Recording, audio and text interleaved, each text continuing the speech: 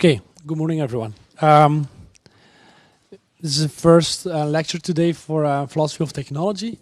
So what I suggest is that we, for the first 50, 60 minutes, that I introduce the course a little bit. First, that I also introduce myself and that you introduce yourself for a couple of 50, 60 minutes. Then we have a break of about 10 minutes. And then I suggest that we start with the first lecture, which is on the neutrality, the question of whether or not technology in general and AI specifically is something that can be seen as something that is neutral, right? So, okay, that's the plan for today. 2 hours, so I guess what time is it now? It's, yeah, okay. So, if I forget the hour, please interrupt me at noon, and then I'll stop for 10 minutes. Okay, so my name is Lode. By the way, right now I'm recording the lecture. Do you have any problems with that? No? Okay, so I'll post it on Toledo tomorrow, tonight, I'll see. My name is Lode, so I'll first introduce myself a little bit. I'm Lode Lauwaard. I'm a professor of philosophy of technology here at the Institute. Some background information. I studied psychology, clinical psychology in Ghent, University of Ghent, in 2004, 5. Then I came to Leuven, studied philosophy here, did a doctorate, PhD in philosophy, then a postdoc, and now working in philosophy of technology. Well, there's some break, maybe you have some questions about it, but so I studied psychology, I focused on psychoanalysis, and so I did a master thesis in continental philosophy, French philosophy also. It was, and my doctorate, my PhD was in French philosophy. It was on the reception of a Marquise de Sade in French philosophy, which is a very specific kind of PhD in French philosophy. After the PhD, I worked on war and violence, and then there is like a break between like my previous life from a methodological point of view, but also from the topical point of view. Methodology, in the sense that I started working in analytic philosophy 5-6 years ago, but previously I worked in continental French philosophy. That's from a methodological point of view. And also the topics, so I worked on sadism, Marquise de Sade, perversion, sexual perversion, war and technology, but I also moved away from that, and I do now focus on technology in general, and AI, smart technologies in more specifically. So I have a lot of teaching this semester, 5-6 courses. Well, most of them are small courses. This is the biggest course. Small courses for engineering students in the campus here in Leuven, Group T, but also in Geel campus in Ayer-Bruges, several other courses. And then the next semester, I only have one course, which is on philosophy of mind and artificial intelligence, which is, I think, elective course for the AI program, right? That's in the next semester. My research, well, previously was on like bizarre topics, violence and war. I left that, and somewhere in between, by the way, was like a focus on killer robots, which is war technology, but also war and violence, but also technology AI. Last couple of 3-4 years, I did a research on 3 main questions in philosophy of technology, which I also present during this course. First question is whether or not technology is something that is neutral, morally neutral. Second one is about what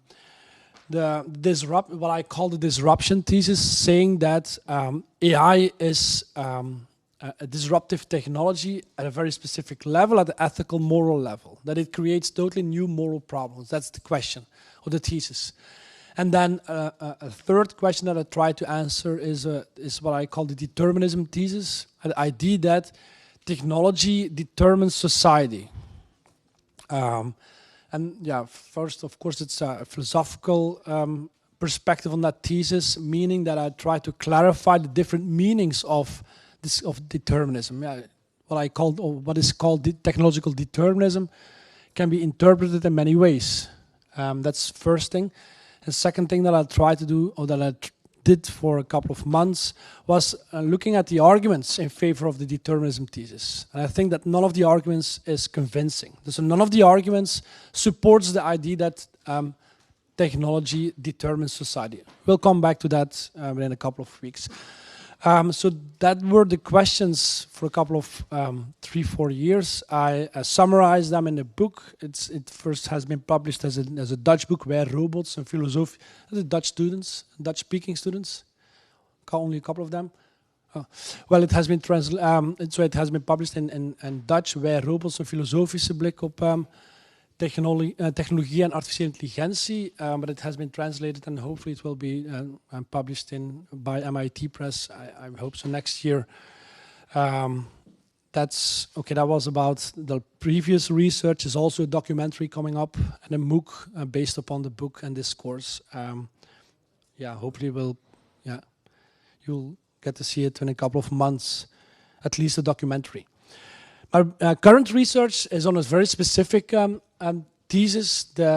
It's a little bit in line with the last chapter of my previous book. It's about the thesis that social media are causally linked with the phenomenon of polarization.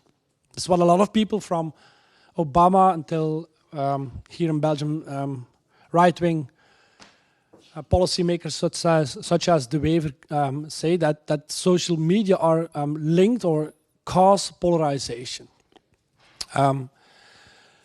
So my current research is focused on that topic, but I do that from different angles. First from a conceptual angle, second from an angle of philosophy of science, third from the angle of cognitive sciences, social psychology, and also from an ethical point of view. Why conceptual? Why? Well, if you look at the thesis, well, social media is more or less clear what it means, what the concept of that is, but it's not clear what polarization is. And if you look at the literature, academic but also non-academic literature, it becomes immediately clear that we have several interpretations, concepts, meanings of polarization. And so it could mean, for example, or you could refer to an individual phenomenon. This individual, Lode, for example, is polarizing. What does it mean? First distinction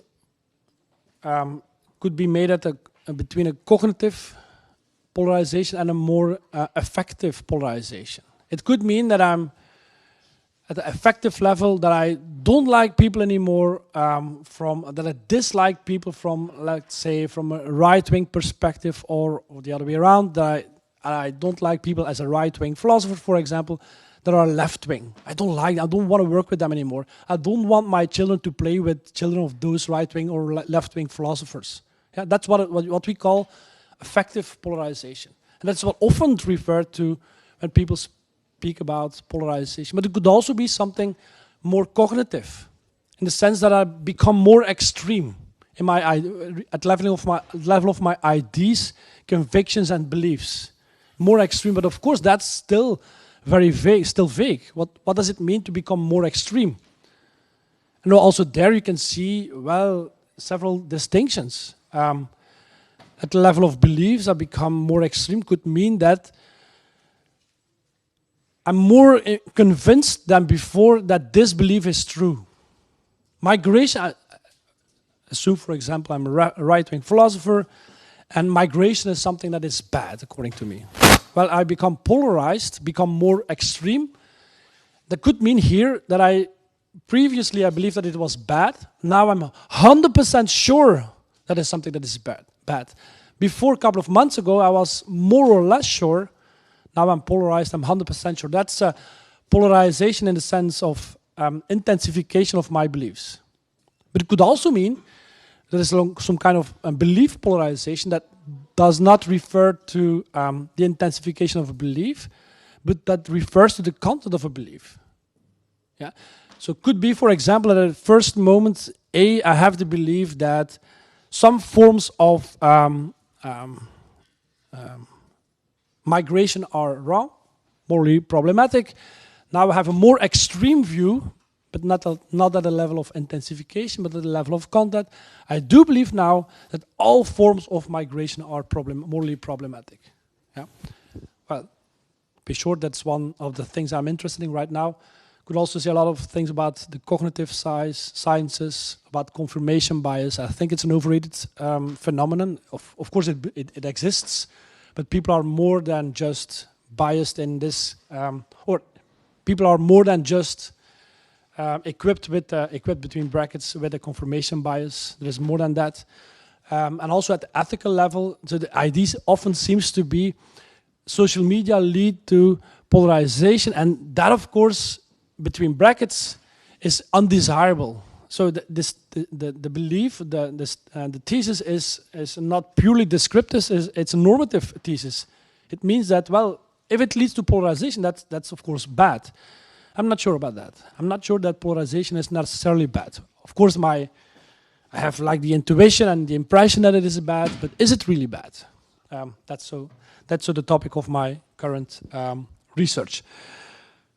Just to say a couple of things. We'll come back to that in I think the second part when we talk about, no, the last part when we talk about determinism thesis, that's about the relation between technology and society, and that's when I come back with about polarization and social media. I also have an email address. Yeah, that's obvious. You can also you can ask questions, several kinds of questions, more formal questions about, is there a class today, tomorrow? Could you you forgot the slides, or maybe you posted them on Toledo, but I can't see them. But it could also be, of course, a question about the content. You mentioned this or that. Could you please re-explain that in an email, or maybe before can I come back? Can I come to your office for a couple of minutes to get some extra explanation about the concept or a theory, etc. So you can always ask a question, but if you're willing, or if you want to write an email, please put in your your heading that it's about philosophy of technology, the elective course. Also have an office. It's here in this main building, second floor. So it's you take the elevator and then immediately see the office. That's clear.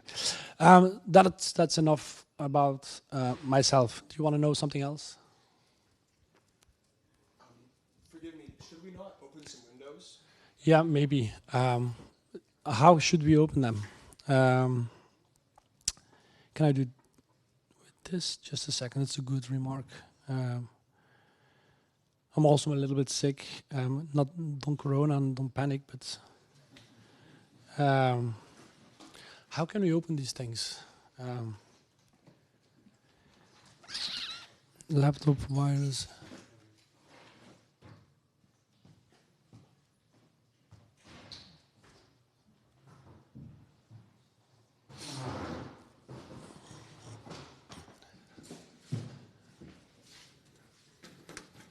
This should be. I'm not sure. There was some electronic function earlier. I think it should be here.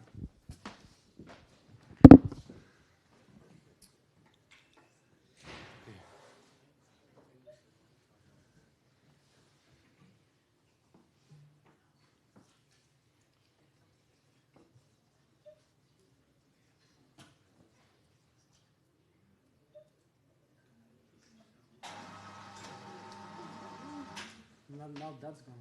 Close enough. The windows themselves are manual, so shutters are electronic.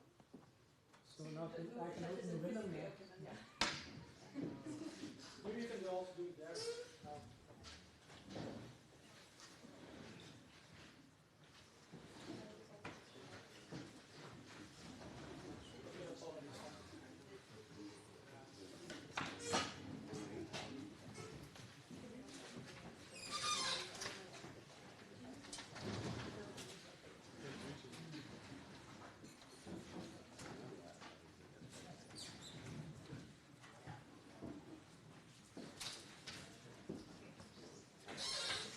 So now the question is, how can I open this without closing the...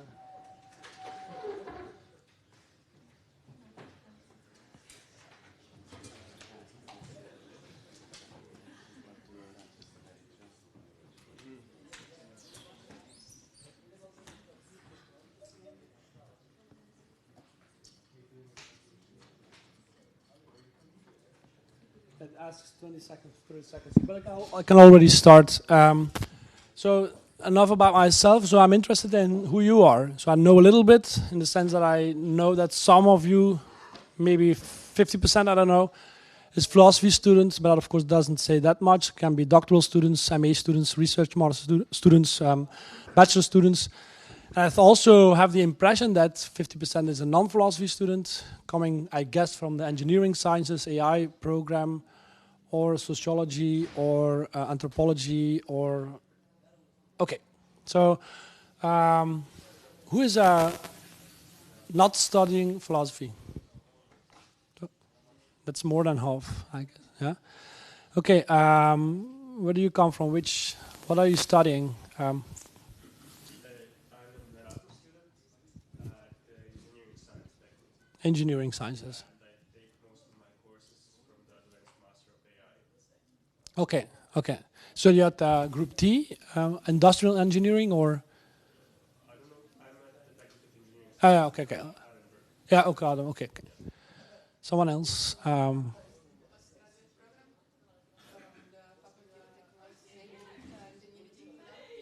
Okay. Okay, Group T. Okay. Someone else who is yeah, engineering, anthropology. Okay. So other engineers. Yeah. I am also an Erasmus student and I'm an industrial engineer. Okay. You also engineer. Other engineers. Okay, a couple of them.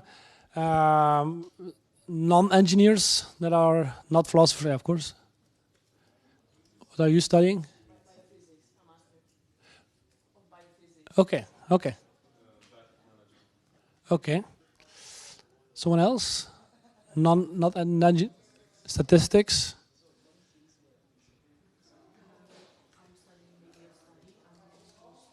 Okay, okay. Someone from the humanities? Okay, you have anthropology. Other social sciences or humanities? No? Sorry, you're the only one. And then the philosophers, research master students, first, so preparing a PhD. Right now, that's more or less preparing a PhD. Doctoral students, master students, and bachelor students.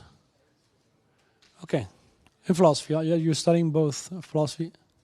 I don't know. I meant philosophy students in bachelor program. Sorry. Philosophy bachelor. Okay, that's one thing. Oh, now I guess I can retry to.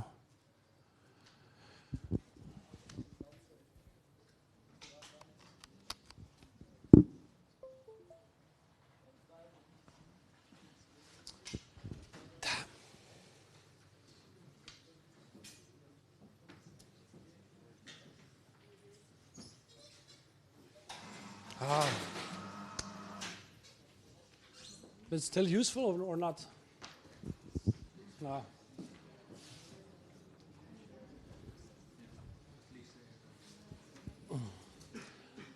During the break, I'll try to fix it with someone from the. Okay. Oh, it's better already. Okay. Okay. That's okay. That's already a little bit. Those who are not studying philosophy, so I guess it's more than 50%. Do you have a background in philosophy? If it's not the case, that's not a problem at all. But do you have any background in philosophy for the engineering students or AI program students? Someone? Yeah, in the sense that you had at least one course in philosophy. No course at all. Okay. Not at university. Okay, so you didn't have any lecture on or course on philosophy or ethics. Okay. For the rest, but not only the do you have any background? Is there anyone with a background in philosophy of technology or philosophy of AI and ethics of AI? You? I'm an Erasmus student from Rome and I'm a master student. I did my thesis about the agentivity of the moral agentivity of machines. Okay. So ethics of AI. Okay, so you have yeah, a lot of background. Okay, someone else? Yeah, you? You are the research master student, right? Yeah, like philosophy of digital media. Okay. So you already you wrote a master thesis in Like a honors or like bachelor paper thesis about that. yeah. My previous course. Oh, and here in Leuven. Yeah, I'm doing this extension of that. Yeah. Oh, okay. And with who did you write your? Who was your supervisor for the? So it's from someone in Australia. Okay, okay. Sorry, no, not here in the. Not in Leuven. Okay, okay, okay. And someone else? Background in philosophy of technology? No. Oh, I thought so. Okay. Then maybe last question. Most students, so a lot of students are here for a couple of more than 1 year, for a couple of years. That do live in Belgium. Some of you are exchange students. Who's an exchange student? You are. You are. Okay. Where you come from, if I may ask? I'm just interested. Which universities do you come from? Okay. So you, for example, yeah. Milan also. Okay. Okay. Okay, Ljubljana. Okay. Someone else? Okay. Yeah. In Belgium also. Okay. Someone else? Okay. Welcome. Amsterdam. Okay. Okay. Zagreb. Okay. Okay. That's already a rough idea about who you are. Anything else? Well, yeah, it's in bold here, but it's a little bit of something in between, like an opportunity and a difficulty. I see it more as an opportunity and as a plus, but some people might find it difficult. Maybe also some of you might find it difficult. So there's a mix of students, a lot of philosophers, but non-philosophers, and among the philosophers and the non-philosophers, we have bachelor students, but also master students, research master students.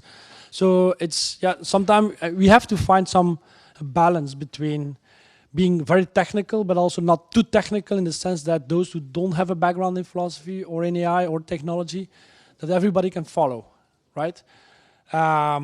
So that's something that I have to say, I think.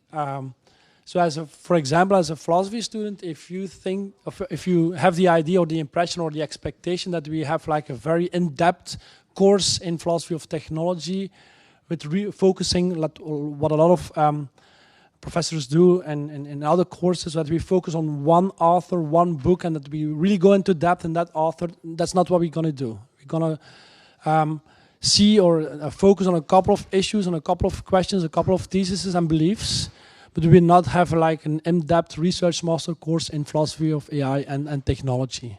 That I think, of course, it would be very interesting, but I would not be justified for this kind of course. And this is an elective course. I think we have to find some middle between being technical and being not too technical. But also, of course, see it as an opportunity. Philosophers will learn from the engineers and the non-philosophers, and also the other way around, I guess. I hope. Yeah, and also I will learn from you.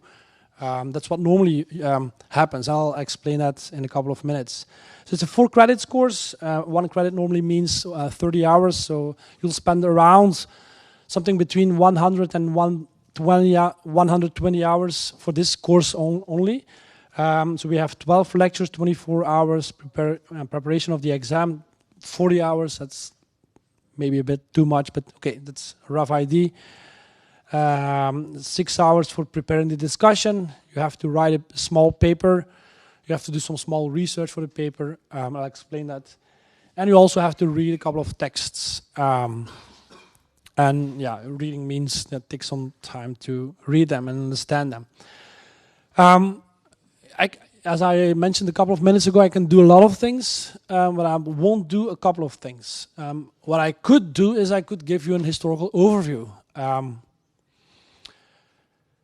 I could do that. I don't think that's the way to go for this kind of course. I'm not sure whether it would be very relevant as an engineer or as a computer scientist to focus on what some anthropologist or philosopher has said about technology in somewhere in the 80s or in 1895, for example, one bizarre text on technology, on hammers, etc.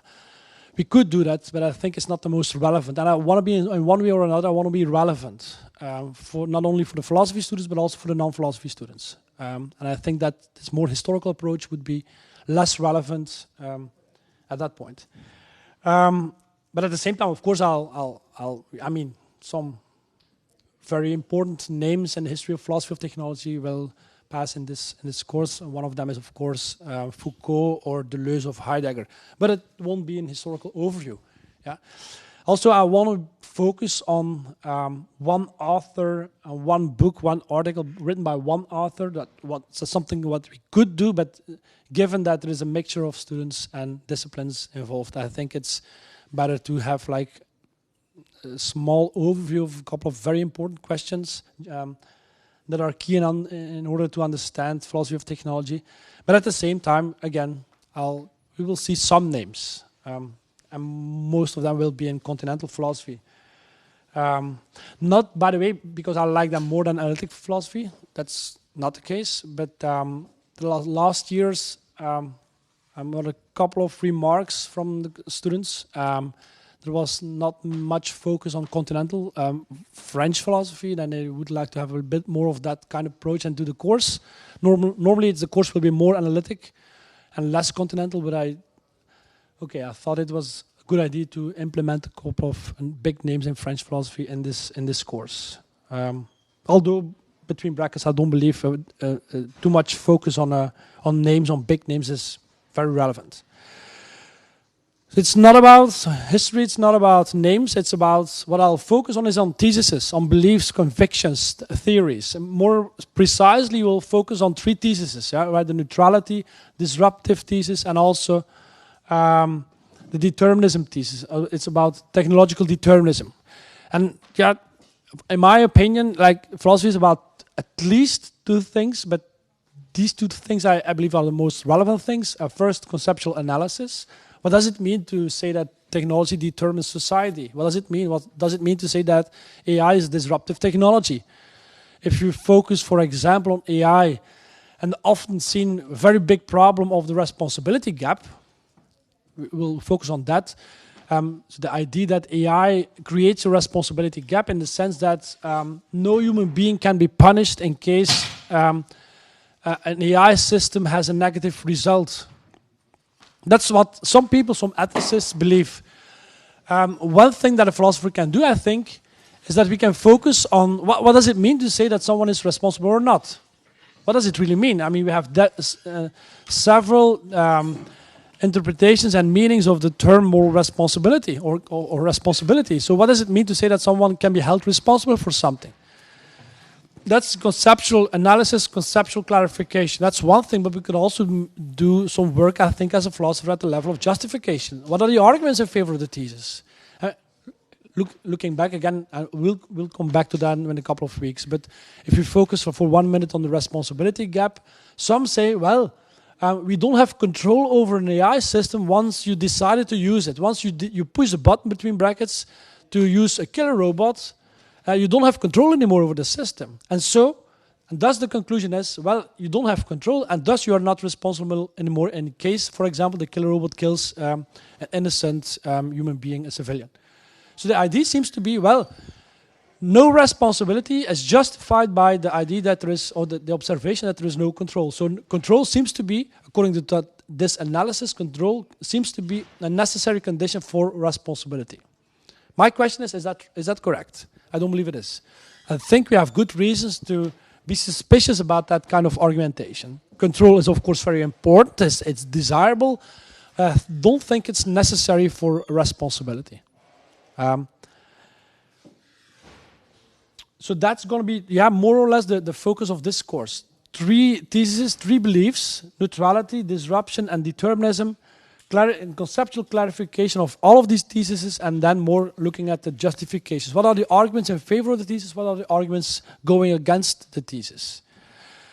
So I introduced a couple of continental big names, but yeah, let's say 60-70% will be more analytic. And I also think that's not only about my own preference, but it's also, I think, more justified to have a more analytic approach, since if we only would focus on the continental philosophy, nobody or a lot of people wouldn't be able to follow. It's a lot of technical terms, between brackets, not always easy to understand or very unclear. So I think, like, for this mixture of students, it is best to focus on analytic philosophy of technology. 3 theses, 3 beliefs. I'll give an introduction today and next week about the neutrality thesis. And then we'll have a third lecture on a specific idea within the neutrality thesis, namely about enhancement, technological enhancement. So the first one will be more general introduction, and the next third lecture will be focusing on technological enhancement. Well, what we will investigate is the conservative idea, and I'm conservative in a neutral sense, conservative idea that the use of technology in order to enhance human beings, the use of, for example, CRISPR in order to enhance human beings, is morally unjustified. It's morally problematic. That's what a lot of people, a lot of people believe. What we will do for 2 hours, we will look at the arguments in favor of that thesis. And I don't believe none of the arguments really supports the conclusion that it's morally problematic. For example, one of the arguments is about, well, CRISPR, for example, or this kind of enhancement technologies will reinforce and increase the gap between the rich and the poor people. That's what they call the equality argument. That's not a convincing argument, will be my conclusion. Okay, very briefly. Then second is about ethics and AI, and so more precisely on the disruption thesis. And the idea seems to be, or the thesis seems to be, well, of course, a lot of non-smart, older traditional technologies create a lot of problems, create a lot of moral problems, but the idea seems to be that there's something disruptive about AI, that it creates totally new moral problems. And one of the candidates for that kind of morally new problem is what they call responsibility. It could mean that the use and the implementation of AI is accompanied with or by a responsibility gap. It is unjustified to punish a human being when an AI system makes a mistake. That's the thesis. Yeah. So that will be one of the topics for that second part. So not only moral responsibility, we'll also look on bias, sustainability, privacy, safety, and transparency. What I call the 7 sins of AI. So we'll have to look, is there something distinctive, unique about these problems? And are they distinctive, unique, and yes or not? And are they really problems? Is bias necessarily a problem? That's going to be the focus for the next section, at least for a general overview. And then we'll have 2 guest speakers. One of them will focus on, so they're a more continental approach, on focus on Deleuze and Foucault on surveillance technologies. And then someone else will focus more from an ethical point of view on AI and fairness and justice. Then the last one is about the social construction of technology, so the technological determinism thesis, about the relation between technology and society.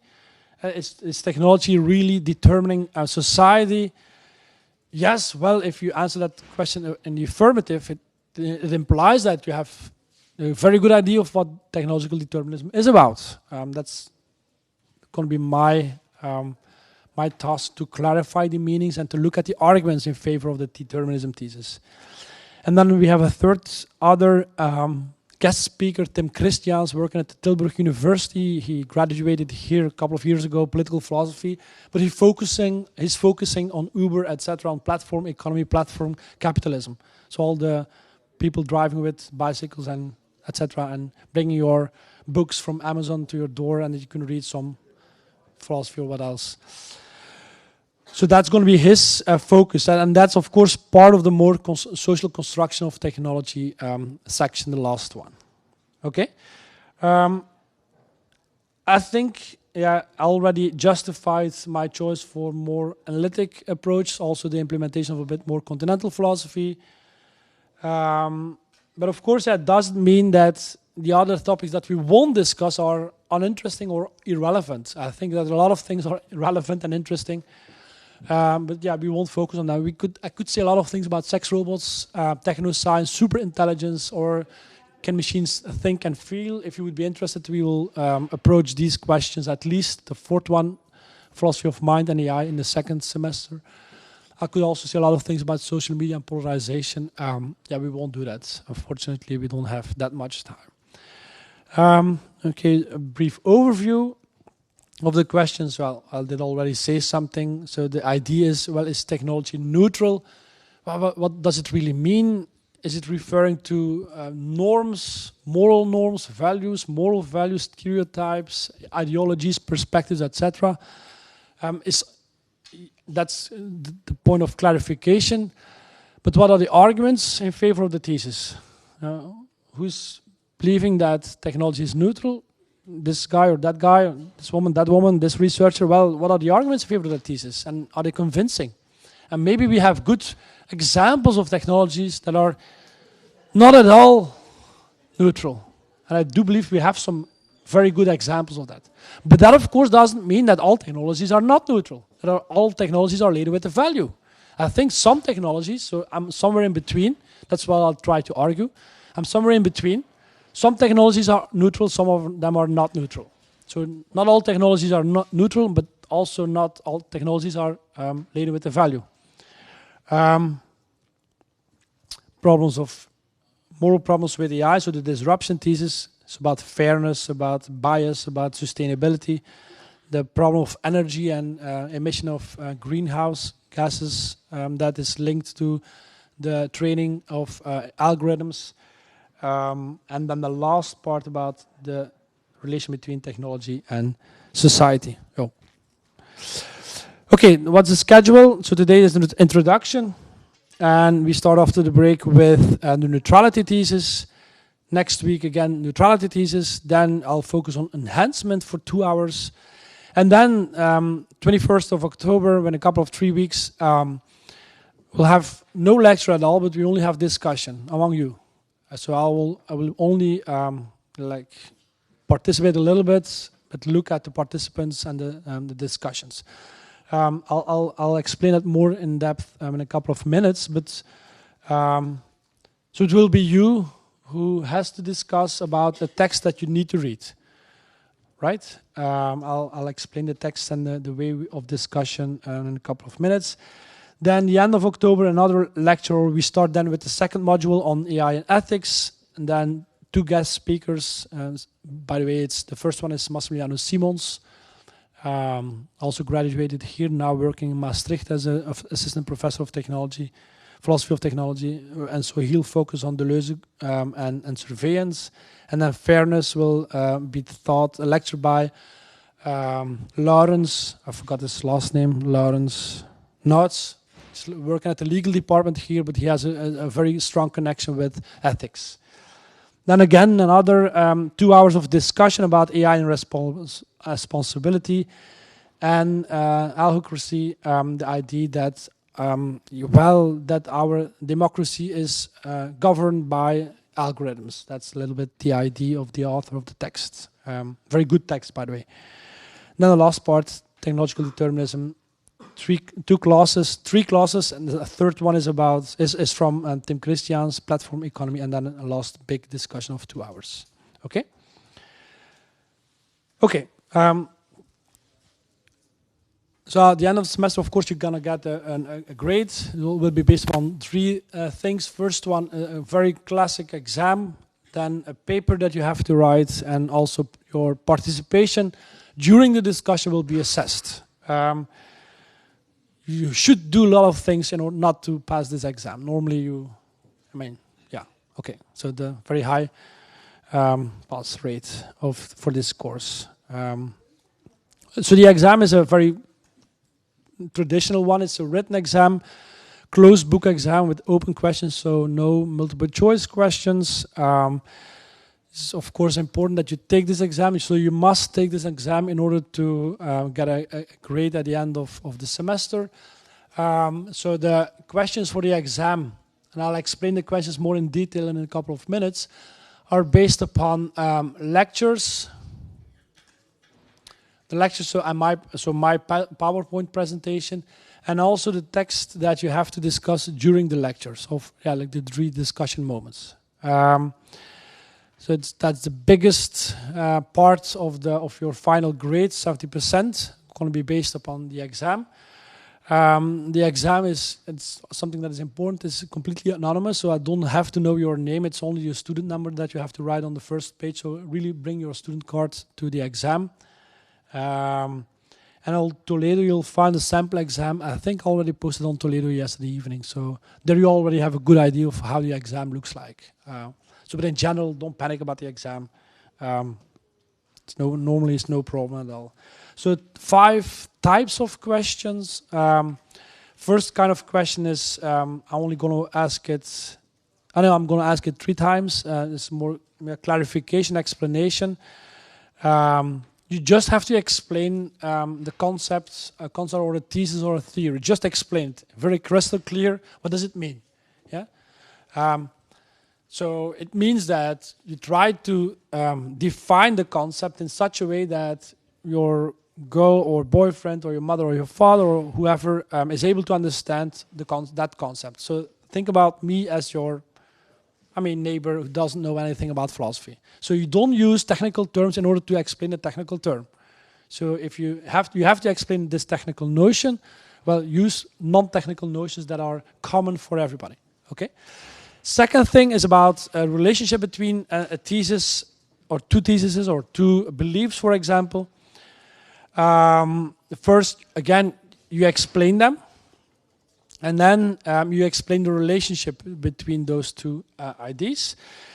A third kind of question is an argumentation question. So we'll focus for a big part of this course on theses, on beliefs. And so what I'll ask at the exam is, well, give 1 argument in favor of that kind of thesis, give 1 argument that goes against that thesis. What you then do is, first, you explain the thesis, clarification. Second, you give the argument. And thirdly, you explain why this argument is precisely an argument against or in favor of that kind of thesis. So you explain the link between the argument and the thesis, and the pro and the contra. So you have to participate into a discussion based upon a text. The text is also material for the exam. So I'll give you a small passage. Most of the time, it's a very important or a very famous passage in the text. I'll give it to you, and you explain what it means, what is said in that passage, and second, you also discuss it. There you are, of course, a little bit more free. You can do a lot of things with the discussion part, but you have to say something at the level of discussion about this passage in the text that I'll present at the exam. And lastly, I think it's something that is justified to ask, but you have to come to the exam, although it's a written exam, you have to come to the exam with a specific thesis in mind. And you explain during the exam, well, the last part of the exam, question number 5, you explain your thesis. Well, you first give your thesis and then you explain it. Could be, for example, well, my thesis is indeed, well, AI is accompanied with a responsibility gap. That's my thesis. And then you explain what does it mean to say that, to hold that thesis, to hold that belief. You explain it in your own words, again, not with the use of technical terms. There's something technical needs to be explained with something not non-technical. The thesis can be, you're free, but more or less free. There are some limitations. One limitation is that it should be about your study domain. So if you're computer scientist, well, then your thesis that you're defending should be linked in one way or another to the domain, right? That's less difficult for a non-philosopher. That's a little bit more problematic for a philosopher, since philosophy doesn't really have an object. It's not about something. It's more or less about concepts, and that's indeed precisely the thing here. Yeah, so for the philosophy students, what I suggest is that you could link it. You could link your own thesis to one of the courses that you are taking. If, for example, if you are also working in philosophy of biology, then you try to link your thesis in this course with your interest in philosophy of biology, for example.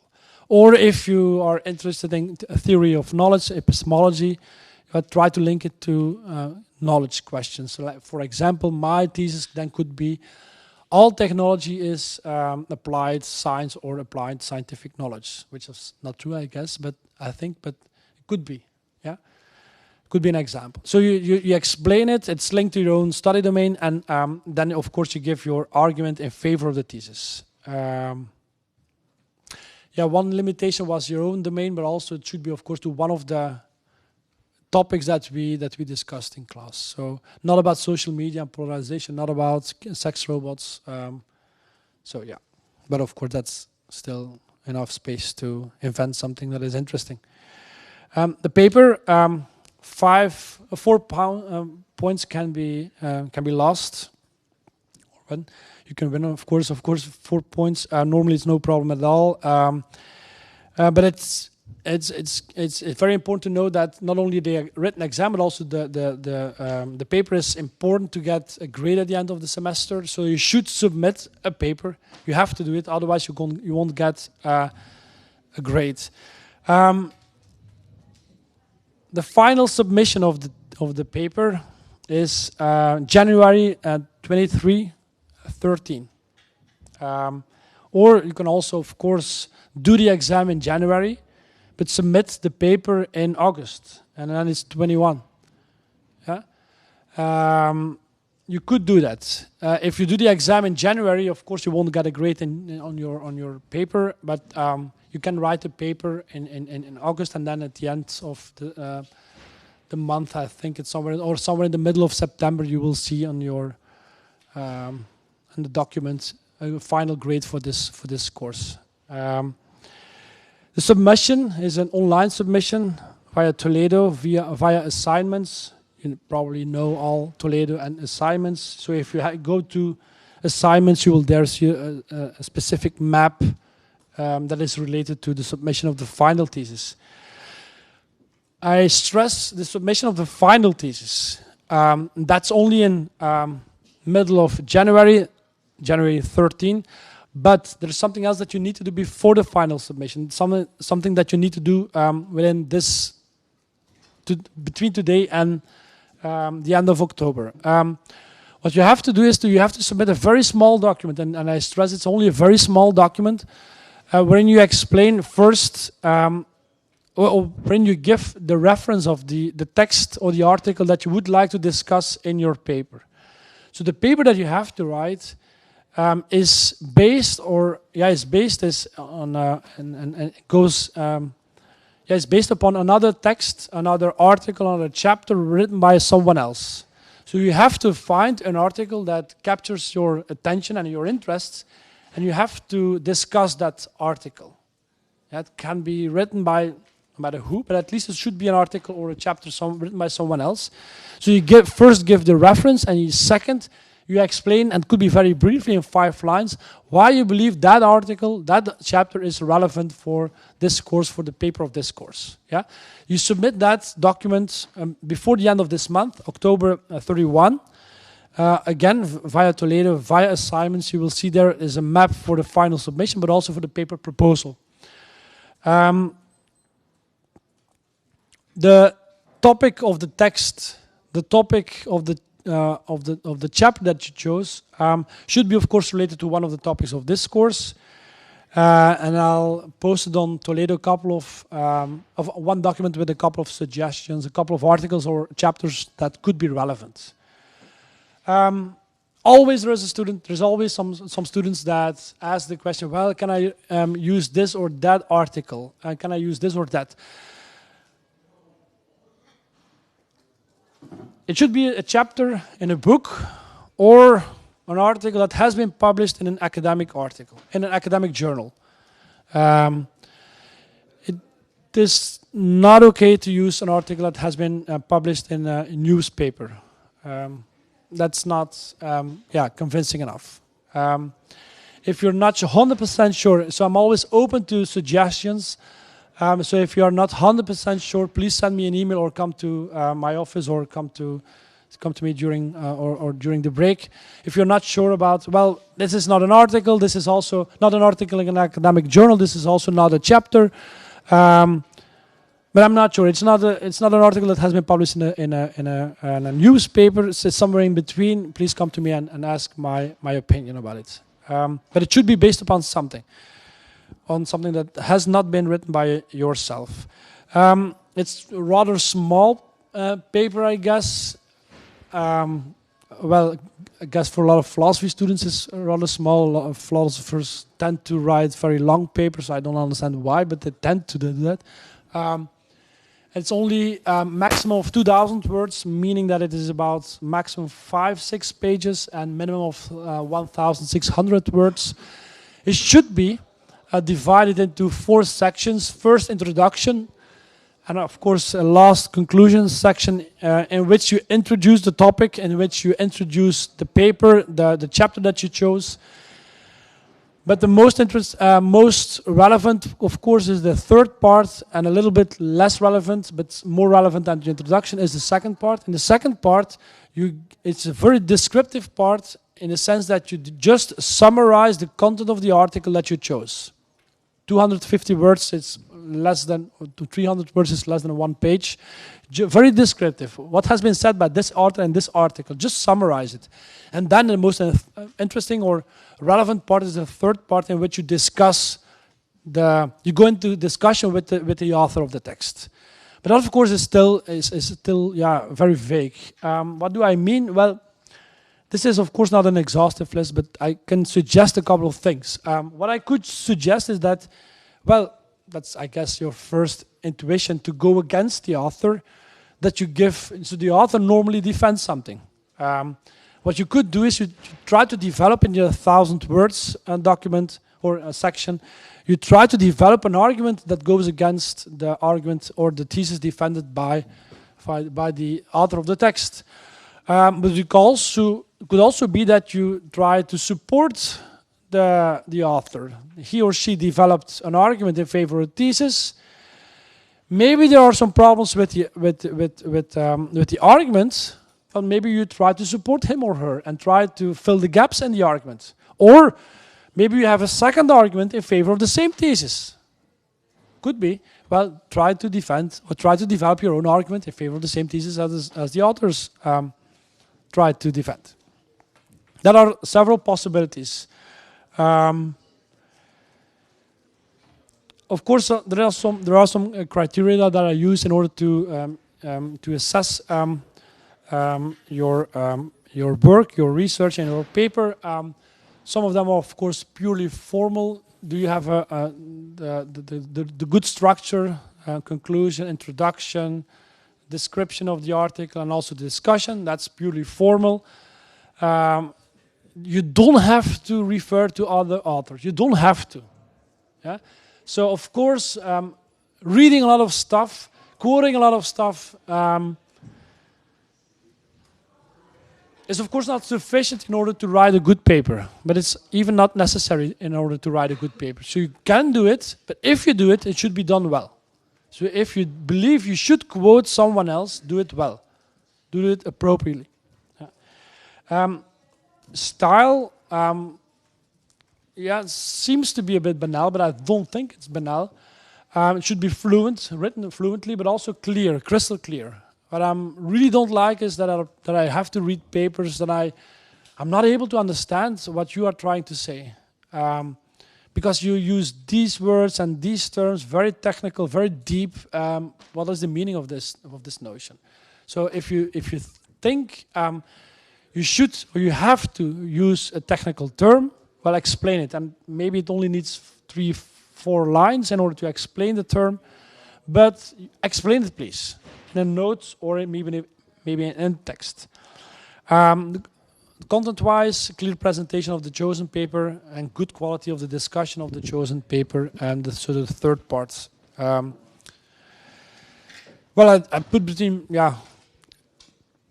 it should be original. Yeah, but original is a gradual quality. It's very difficult to be absolutely original, but at least some degree of originality would be appreciated. It's very difficult to be completely original. Of course, I know that I cannot be original, but maybe a little bit at some points, something that you think comes from your own. Yeah, maybe it doesn't. Maybe other people also defended the same thesis before. Okay. Yeah. It is noon, just so you know. Oh, it's noon. Let's stop for 10 minutes. Have a break for 10 minutes, and then I'll continue with presentation. Okay.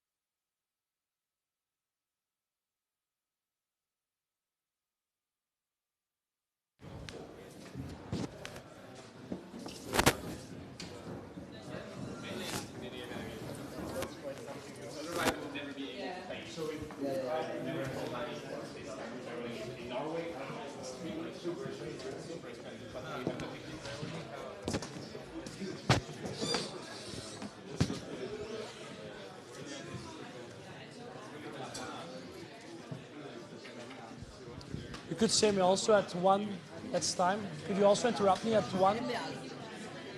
Could you also interrupt me at 1 p.m.?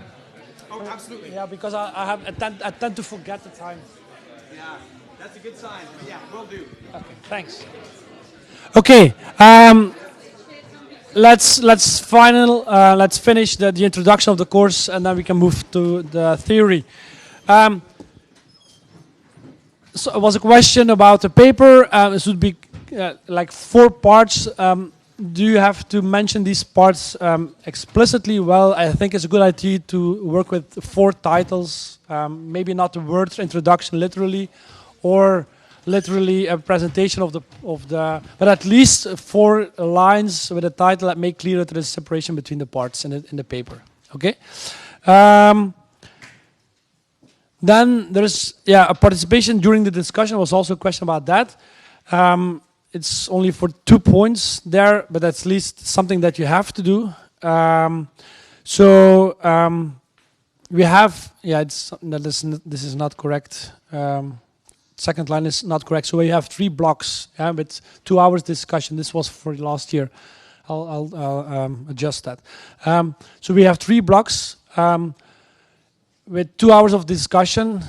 During these 2 hours, we will discuss 2 texts, one before the break and one after the break. You have to do that. So you have to participate in at least one discussion, in at least one of the 6 discussions, one of the 6 texts that you have to read for this class.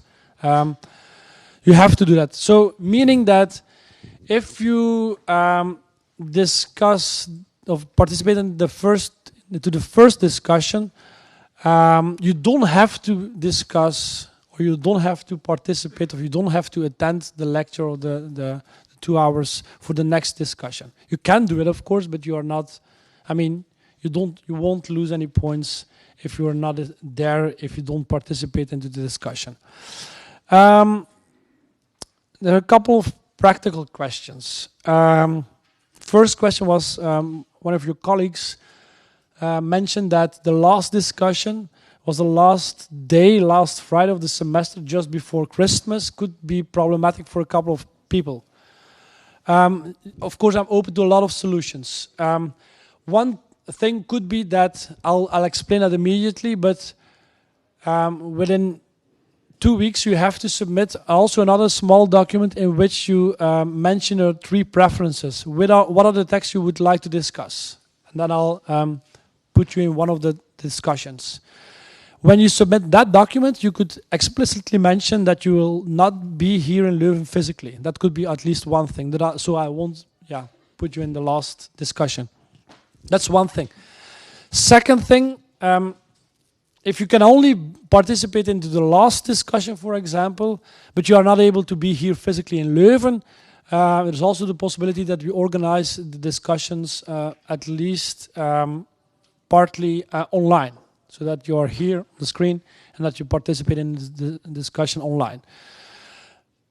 If you are not able to be in Leuven, only are able to participate in the last discussion for one way or another, but there is no, let's say, online connection or whatever, there is also a high probability that every discussion will be continued online but written, in a written Google Doc document. So I'll send you that link via Toledo, and then the discussion can be continued also online. But then you have more time to prepare your ideas and to develop them and write them into the document. So there are a lot of possibilities. What about the overlap? Now you are here, but normally you won't be here because you have another class that you have to take, that you have to attend. I'm open to a lot of suggestions. So I'm recording every lecture, so you are able to understand to have a look at it after the class, after the lecture on Friday. If you are not able to attend one of the discussions because of the overlap, there is also the possibility that you write something that replaces the discussion. A very small paper of about, let's say, 2 pages, so 800 words, in which you focus on one of the 6 texts that you had to read for this course. That's also an option. Or maybe that I'll give you one of the 3 questions that we will discuss during the discussion, and that you have to discuss them or answer them in your small paper. In that case, of course, come to me during the break, before or after class, or send me an email. That's even a better idea, to send me an email.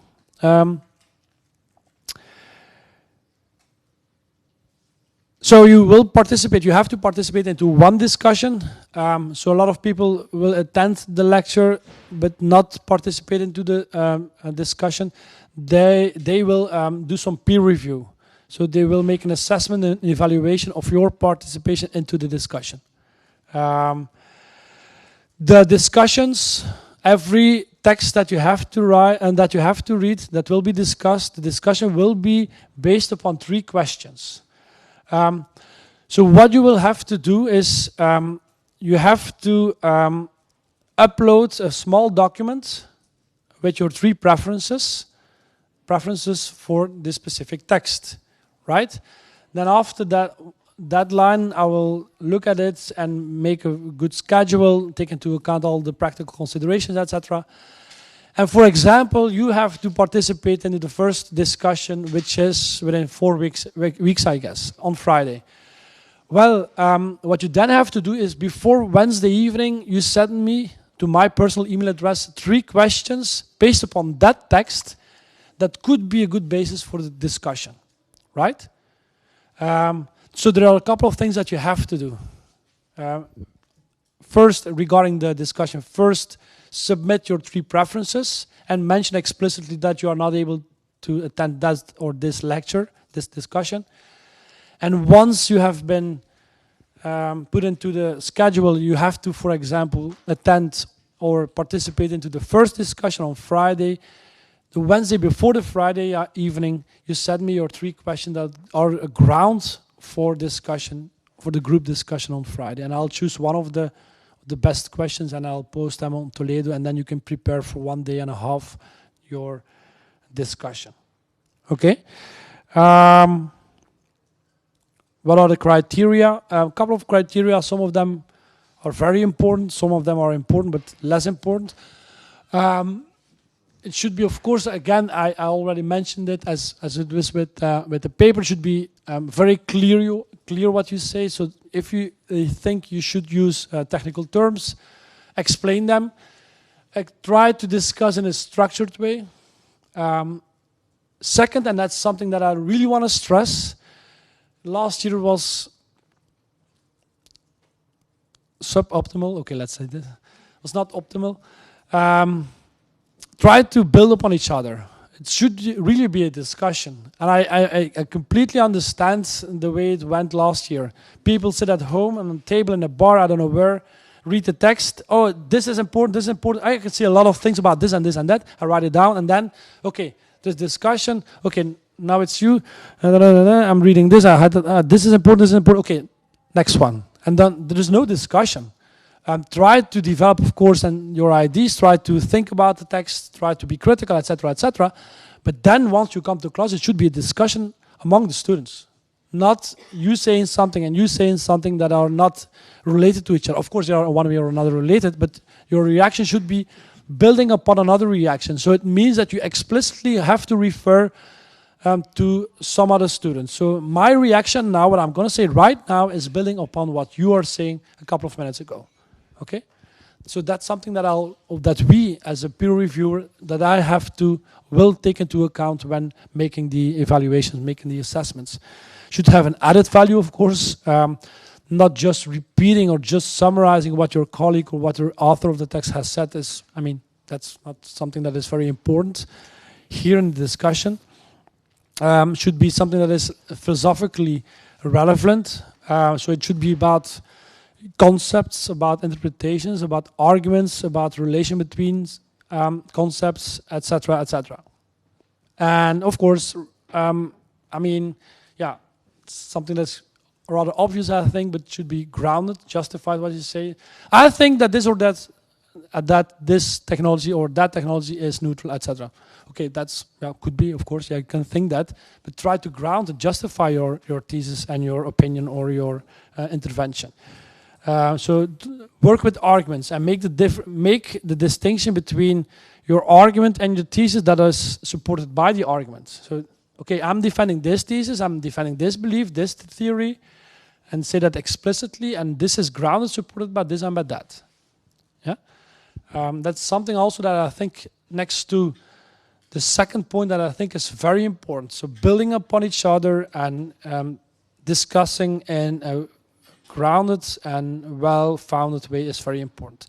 What are the texts that we have that you have to read, at least also for the exam, but that will be the basis for for the discussion.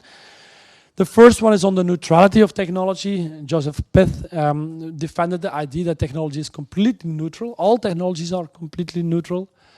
And that is explained and developed in this text. Guns don't kill people, people kill values in and or around technologies. Michael Sandel is a political philosopher working on also enhancements, and is less liberal, let's say, more conservative about enhancement, and that's already clear in the title, The Case Against Perfection. Sven Nijholm is Nijholm, I think that's the way you pronounce it, is a Danish philosopher working in the Netherlands, and he wrote a text on self-driving cars and responsibility in 2 parts. It's not a very long text, it's not very difficult to understand. That will be the 3rd text. John Danaher, very good American philosopher. I think he's working in Dublin, University of Dublin, Trinity College. He wrote a text on algorithms and political relevance of algorithms. Then Alan Defoe on technological determinism, and then Alessandro Del Fanti on digital work in an Amazon warehouse. So everybody has to read the text for the exam, but some of you will focus on the text during the discussion. So a couple of things a couple of dates that are important. Before October 12th, you submit the document with your 3 preferences for the discussion. Before the end of October, you submit again a small document with the title of the text that you will discuss in the paper, and also the justification for your choice. Also again a small document, doesn't need that much of time. It's 5 minutes and you submit it. Final paper, middle of January 13, or in August. Someone asked, can I do it both in January? Of course, that's the ideal. You can submit your paper in January and also do the exam in January. That would be the ideal, of course. But you cannot do the exam in June. It's only in January or August / September. Okay. And for the discussions, you know that you're going to discuss this text on this day. Submit 2 days before, at least 2 days before the discussion, your 3 questions to my personal email address. You had a question? There are 3 discussion sessions, but 6 texts. So is there 2 per session? So do you do 1 hour with 1 text? Yeah. Okay. Yeah. So 1 hour for the first, and after the break, or maybe no break. And then, if you believe that we didn't have enough time for, like 1 hour was not enough for the discussion, we can continue online in a written way. Continue. 2 separate groups in 1 session? Yeah. Yeah. It's not an ideal situation. I know that. No, I'm just confused. I was like, am I doing 1 text and then doing another one that I don't know anything about, or I got a bit confused? Yeah, you can attend, and if you don't want to attend after the break or for the second text, you can leave if you want. But still, you have to be interested in the sense that you have to read the text for the exam. So it could be good to still attend. Yeah. A question regarding the proposal paper. The article that we discussed there is the one we have to discuss in the final paper, right? Or can we change it again? No. So the paper that you have to write will be based upon a paper that you really chose. So not the 6 texts that are here. The 6 texts that are here on this slide are the texts that we will discuss during one of these moments in class. These texts will also be something that you have to read for the exam. But for your personal paper, you have to choose another text. And that's the reason why you have to submit that document, because you have to justify your choice for your personal text. Yeah. So, yeah, it's indeed a justification, and we can change later on. You can do that, but then you send me an email, and then I change the topic and also change the text. Normally, it won't be a problem, but you just let me know in case there is a problem. Yeah, sorry for the confusion. Will the discussions be recorded? If nobody has a problem with that, I would tend to do that. Yeah, or do you prefer not to record the sessions? But yeah, if you don't feel comfortable about recording a session, I could not do it. Yeah, so it will be recorded normally. Yeah. You mentioned that this course will also include some continental readings, but they're not part of this reading. So would you incorporate them in your lectures, or are they topics for our essays? Yeah. So the texts here are not continental philosophy. You're a continental philosopher, or interested in it. Yeah. So these are not continental philosophy texts. I have good reasons not to include them here. But yes, so during the lectures they will be included. And also for your own paper, you could focus on a continental philosophy text. Yes, of course. Yeah. Yeah. Would you advise against choosing a continental philosopher for the essay, given the emphasis on clarity? Like, I would love to do work on Heidegger, but that's a bit of a handicap.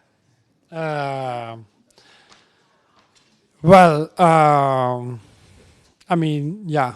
If you would be able to write your own personal paper on a continental philosopher, which is normally seen as pretty much very obscure, Heidegger, Stigler, I don't know who, Deleuze, and then you would be able to say something that is first convincing, but also very clear.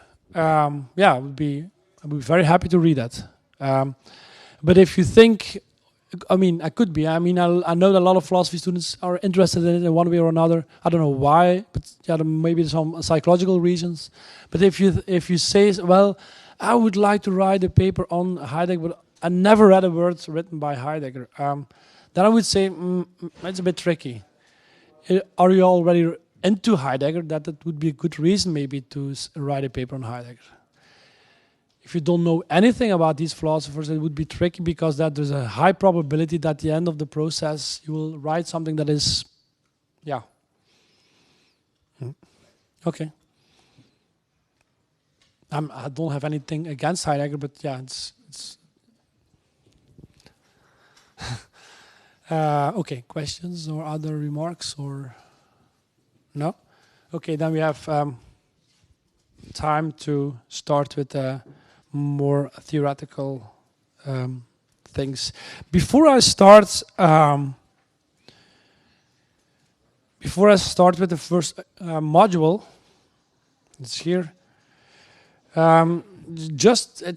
Maybe it's a bit stupid, but I don't care, because I think it's relevant to focus on a couple of remarks and definitions. First, so it's going to be like philosophy of technology.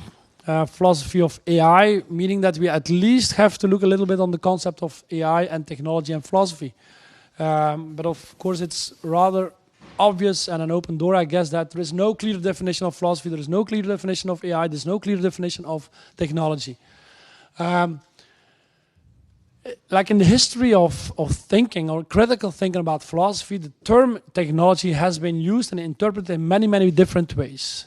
Like times of like late antiquity, times of Aristotle, he used the term technology as referring to a scientific practice.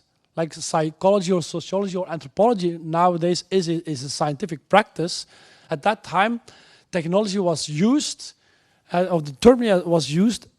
technology as a term was used in order to refer to the practice in which human beings investigate common practices, in which they build things. Yeah, that's of course not the interpretation that we still use today. In the 19th century, other thinkers such as Marx, economist / philosopher, use the term technology also refer not to a scientific practice, but to production phase in which things are produced. Not investigated, but produced. That's a different second meaning. We, of course, don't use that meaning anymore. We tend to use two other interpretations today of technology. First, when you use the term technology, it could refer to a process, to more or less process of manipulation.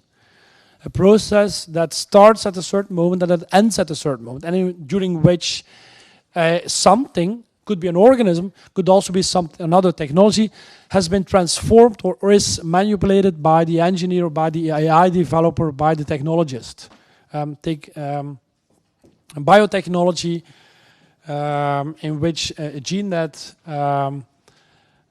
is related to a specific property, that codes for a specific property, is transferred from one organism to another organism. That's a process that we refer to with the term biotechnology. But then during that process, something, the organism, has been manipulated or transformed by a human being, right? That's, of course, in that third interpretation, technology can make, of course, use of technologies in the sense of things. But the biotechnology here is not a thing, it's a process, it's a manipulation process. That's the third interpretation. That's one of the interpretations that we use, that we still use today. The fourth interpretation, of course, is the most well-known, most used interpretation of technology, in the sense that it refers to things that we can touch, that we can, that we can make, that we can produce. Microphone, pointer, an airplane, a computer, killer robot, self-driving car, a bicycle, etc., etc. Things that we can that do have a material character. We can weigh them, we can measure them, we can touch upon them, we can take them, we can destroy them, we can take them away, etc., etc. So that's the most common, most known interpretation of the term technology. It refers to a lot of things, but I do think it's important to stress that we have a broad and also a very narrow interpretation of technology in the sense of things, right? If I ask an engineer or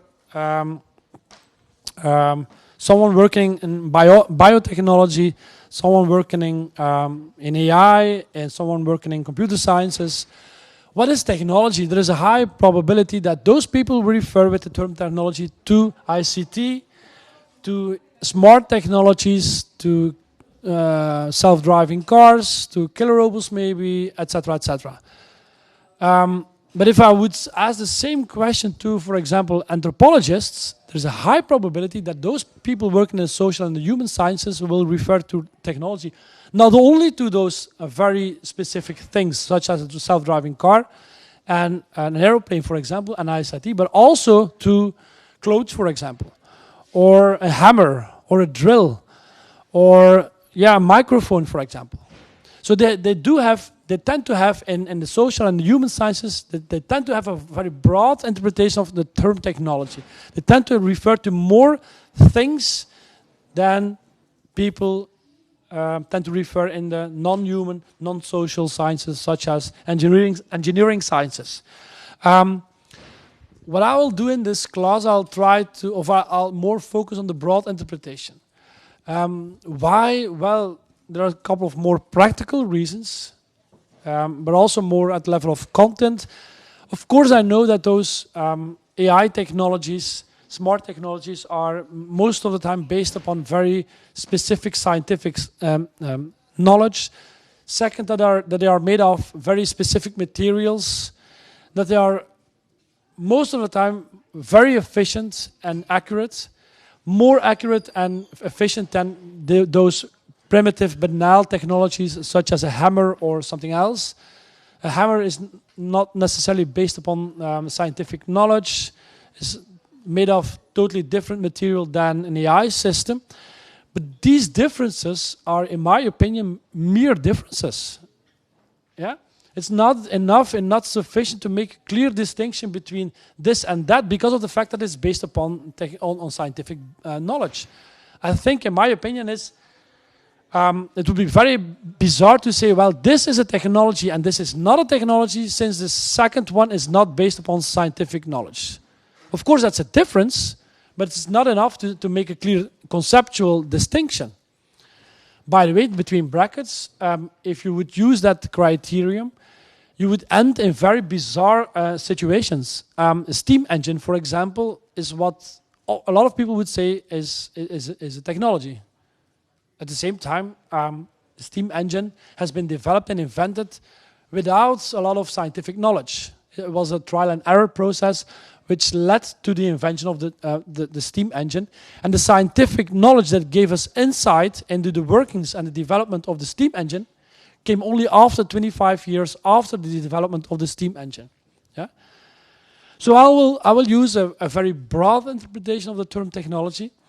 And so my rough definition of this broad interpretation of technology consists of three properties that are each of them necessary for the definition of technology, but each of them is also insufficient. It's only when you take them together that they give us a rough, good, I think, definition of the term technology. First one is, of course, that all technology does have an artificial character. It is made by human beings, right? But of course, it's not the other way around. Not everything that is artificial is technological. Music is also an artifact, but it's not technology. It's, of course, made by technology, but it's not technology. Still, the term artificial is not 100% clear. What does it mean to say that something, technology, for example, is artificial? You could say all things that are artificial are a result of or an effect of a human intervention. That's not sufficient. Maybe that's a necessary condition of artificial, but not sufficient. The ozone layer is also the gap in the ozone layer is also a result of human intervention. You could try it more nuanced and say, well, all things that are artificial are an intended result of a human intervention. Well, that's, again, I think, a necessary property of being artificial, but also not sufficient. I can think of some things that are an intended result of human intervention, but at the same time won't still be called by a lot of people technological.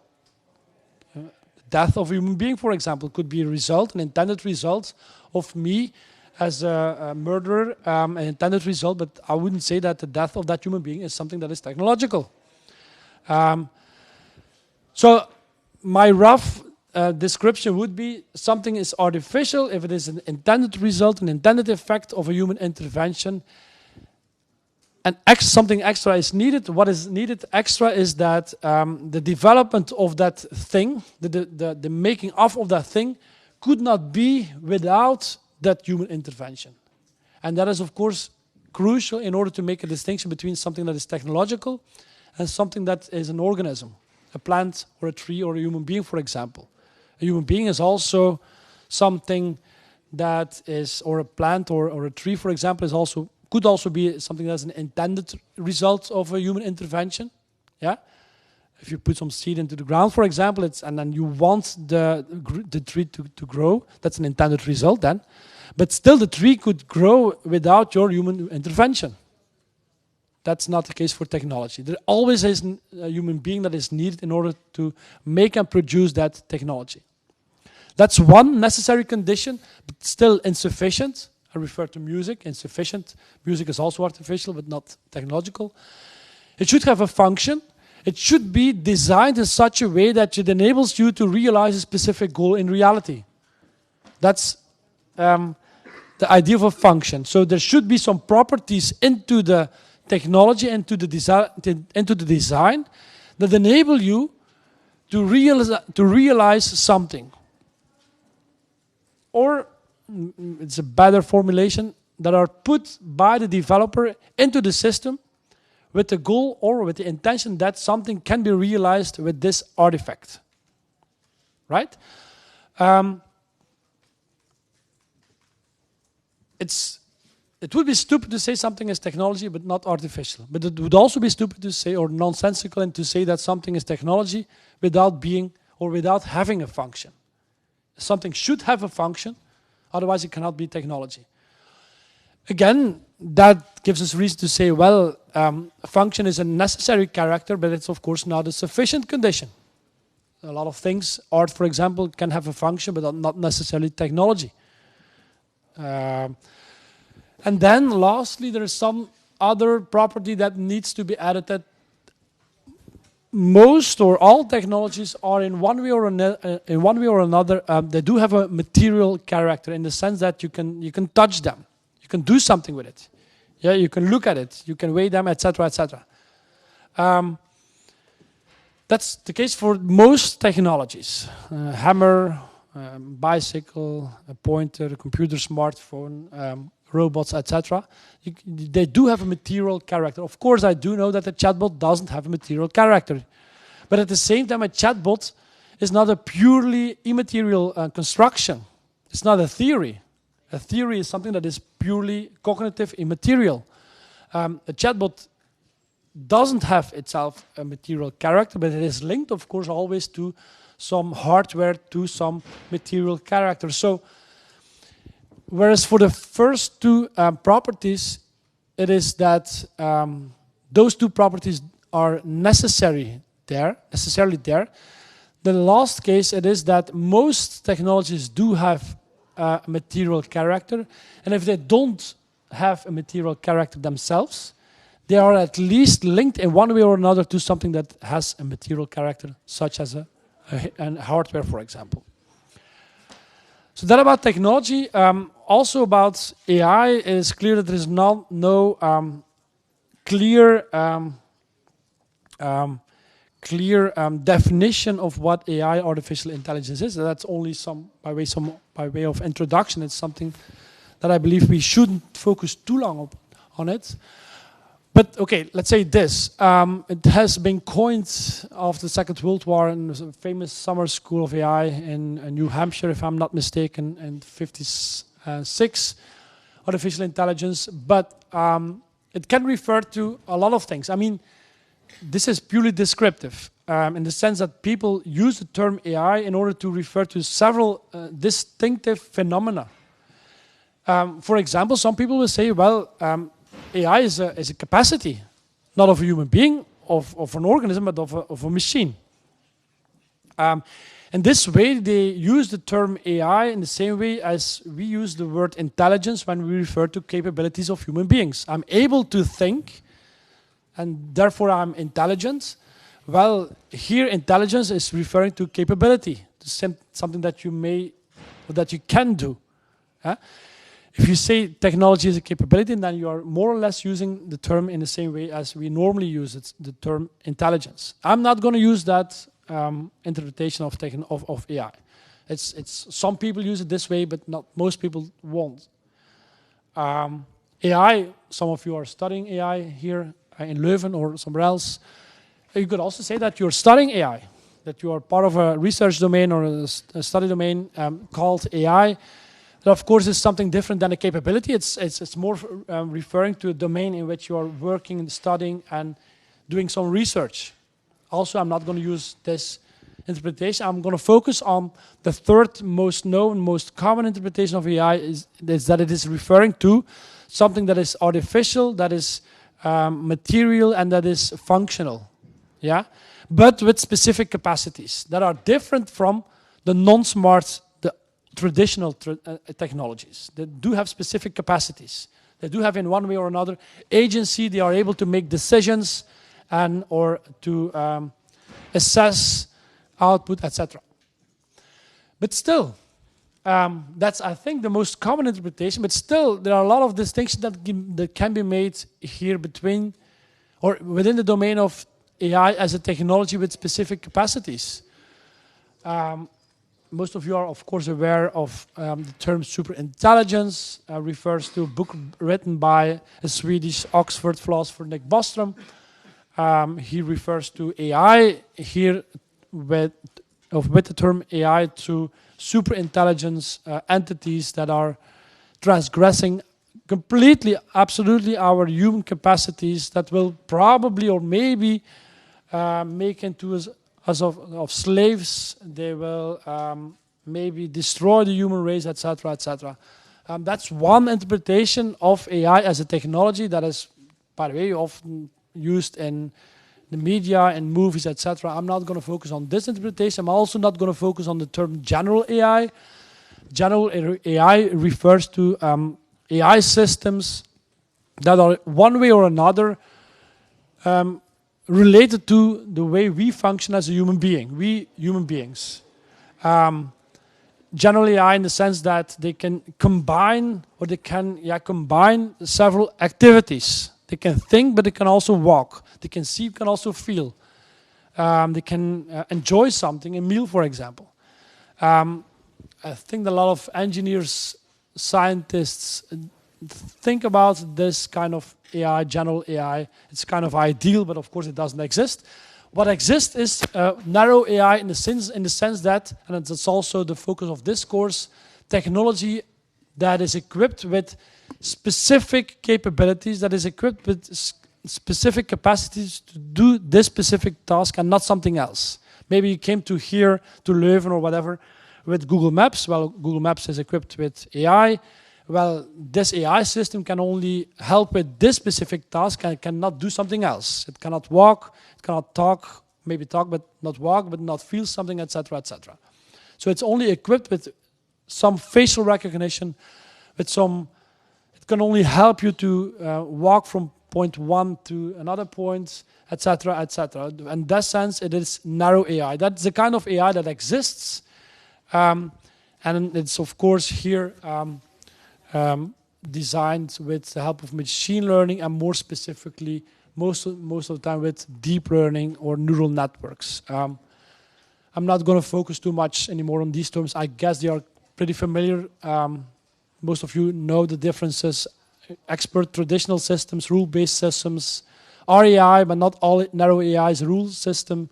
You also have machine learning. And within machine learning, you have deep learning, but not all machine learning is deep learning, since you also have other systems than deep learning that are still machine learning. I think it's time, or 5 minutes. I think it will be enough to say a couple of things about philosophy. As it is with technology, the term technology, and also with AI, I mean, there is no general definition of what philosophy is. And there are several distinctions that can be made. A lot of people say, well, like there is something that unifies, or that is shared by all philosophers and all philosophies, namely that is searching for some kind of wisdom, some kind of critical thinking. Of course, that's not the case. I mean, not all philosophers are searching for wisdom, and not only philosophers are doing some critical thinking. So that's not something that is unique for philosophy. Also looking at the methods that philosophers use, we tend to use, at least in non-continental philosophy, tend to use and like experimental work, thought experiments, very interesting, very relevant, but not all philosophers use these experimental methods. And not only philosophers, of course, also scientists use experiments and also thought experiments. In math, for example, they also tend to use this kind of methods. Questions, very stupid, banal interpretation of philosophy. They ask questions and very specific, difficult to answer, abstract questions. Of course, philosophy of sports is not a very abstract, it's less abstract than astrophysics, for example. Yeah, there are several subdomains in philosophy. We here are, it's philosophy of technology, is a little bit of ethics and political philosophy and social philosophy together. But yeah, we have several centers here at the university, at the department. I'm part of the philosophy of logic and philosophy of sciences center. But we also have the Ripple Center, ethics, social philosophy, political philosophy, metaphysics, philosophy of culture is also one center. And theory of mind, of epistemology, philosophy of knowledge, thinking about knowledge, what knowledge is, what the grounds for knowledge are, what the origins of knowledge are totally different questions that has been asked in, for example, ethical domain. So if you try to find a property that is universal to all philosophies and only philosophers, or all philosophers and only philosophers, or all philosophies and only philosophies, that's very difficult and I think impossible. So as it is with technology, with the term technology, as it is with the term AI, I mean, there's a very broad term. There are a lot of things that can be distinguished and are still under the same umbrella. I'll focus here regarding technology on a broad interpretation, artificial, functional, and material. For AI, I'll focus on the narrow AI, more specifically machine learning and deep learning. And regarding philosophy, it will be mostly situated within the domain of ethics and social and political philosophy. And regarding the methods, I'll use conceptual analysis, analyzing concepts, ideas, and beliefs. And well, not only analysis, but also more normative. I'll try to focus on arguments. What are the arguments? What are the distinctions between the arguments? Do they work? They have to do, namely supporting the thesis. Are they sufficient for supporting the thesis, etc., etc. That's the kind of thinking philosophy that I will do in this course. I'll also do outside the course. And I hope that you will like and that you come to the next lecture next week. I wasn't able to start talking about neutrality of thesis, but that will be for next week. So 2 hours on the neutrality thesis, and then 2 hours on enhancement within 2 weeks. Hope to see you next week. And it's Friday. Yeah, so have a nice weekend. Bye.